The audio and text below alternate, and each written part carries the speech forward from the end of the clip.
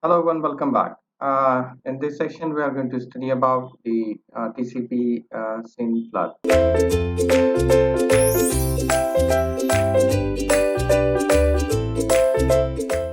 We'll start with the SYN flooding. In this particular, in previous videos, we have seen about the handshaking techniques used in the TCP, and there is a continuous handshaking between the client and the server in a 3 stage, 4 stage, and 5 stage. So, with this background, we can come up with this particular SYN flooding based on certain observations, previous observations. We can come up with certain conclusions about how the TCP connections are going to be work. It is very important to know the new connection or TCP connection are established by first sending a SYN segment to the remote host. There is a packet whose SYN flag bit is set. TCP SYN flooding is a method that the user of the hostile client program can use to conduct a denial of service attack on a federal server. So, with this TCP SYN flooding concepts, in which we can say that at what happens at the server host, and so we'll see that the TCP SYN flood attacks on the server host side. What will happen? The hostile client repeatedly sends a TCP SYN request to every port on the server using a fake IP address.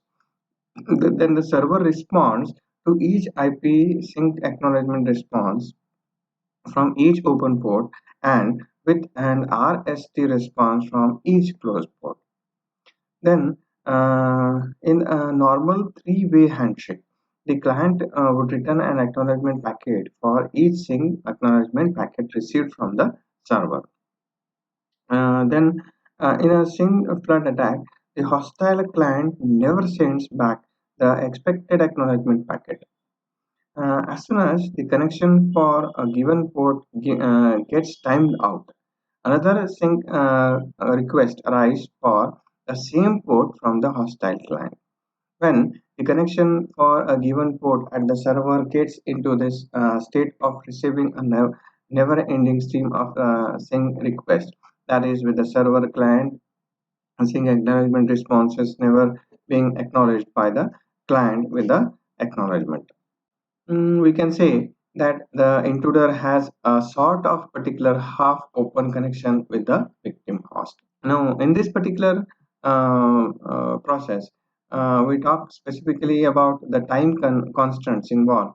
Let's say that the adversarial host A sends a series of SYN connection requests to the another host B on a port dedicated to a particular service, or for that matter, it also open port at B. So now B would wait for 75 seconds for the acknowledgement packet. For those 75 seconds, the particular connection would be hang. A would have the ability to send a continuous barrage of SYN requests to B, constantly asking for new connections.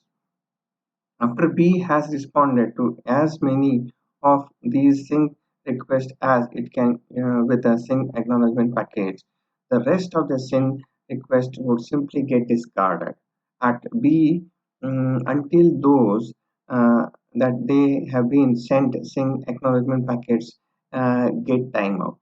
If the adversary A continues to send not send the acknowledgement packets in the response to SYN acknowledgement packets from B, as the 75-second timeout kicks in, new possible connections would become available at B. These would, however, get engaged by the new SYN packets arriving from the A, and host B would continue to hang on.